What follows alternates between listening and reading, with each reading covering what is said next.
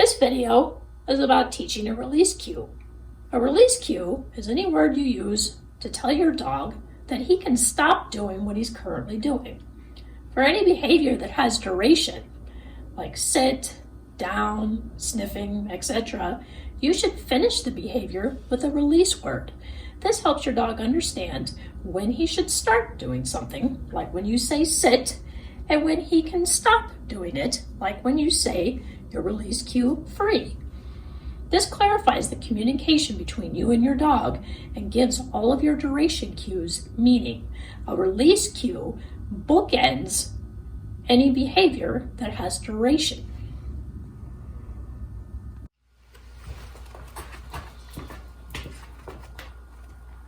In this video, I'm going to demonstrate how I like to introduce a release cue. So I have a handful of treats here, and I like to introduce this as a fun relay style game. So I'm going to toss a treat while I'm hanging on to my dog's collar, and then I'm going to let them run and get the treat. If they have trouble finding the treat, then I'm going to point it out and I'm going to throw it a little bit closer next time. But when he comes zipping back to me, I'm going to give him a treat. I'm going to immediately say my release cue, and I'm going to let him run and get it again. So this is what the game looks like. So again, I'm going to hang on to my dog's collar, or Artie here, I'm going to hang on to his sweater. I'm going to toss a treat a little ways away, and I'm going to say my release cue. Free! He's going to run and get the treat, and he's going to come running back. And free! I'm going to get him a treat. Free! Good. Free! I'm trying to say free before I throw the treat. Free! Good boy. Free! Good boy. All done. And that's how I like to introduce the release cue. To teach a release cue, ask your dog for any behavior that needs duration and reward it. Then say your release cue, like free, before your dog moves from position. Once you've said your release cue, invite your dog to get up or move. If you are consistent about always using your release cue to end a behavior, your dog will end up learning to stay in position until he hears that release cue. You can add duration to any behavior by simply waiting to say your release cue. And you can keep your dog engaged while he's holding the position by rewarding intermittently. Then be sure to say your release cue before he moves from the position. For example, you can add duration to a sit by feeding one treat every 2 seconds for 10 seconds, then say your release cue to end that rep.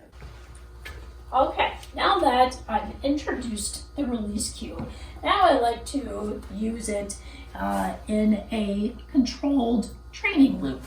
So I'll start my dog out on a snuffle mat, and after he finds all his treats, I'm going to use a treat magnet to bring him into position and then ask for a sit. And then we're going to sit for 5 seconds. Good. 1,000. Good. 2, 1,000. 2, 1,000. Good. 3, 1,000. Good.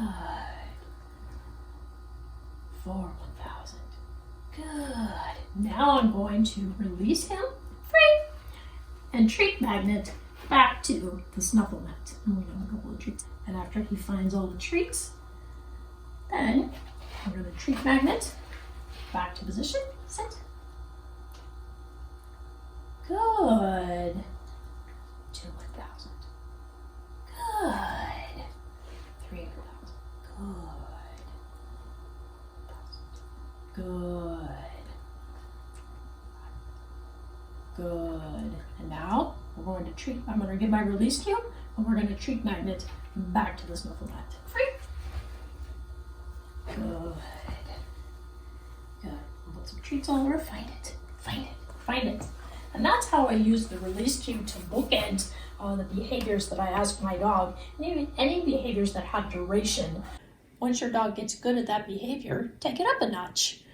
Add duration by increasing time between rewards, so your dog learns no matter how long he stays, he'll get intermittent rewards. Or you can add distance by increasing the number of steps you take away from your dog and then return to reward. Then end with your release cue and encourage your dog to get up or move. As your dog becomes more fluent with the release cue, you'll find you can end any behavior, cued or not, with just a release cue because your dog understands the release word ends the behavior he's currently doing.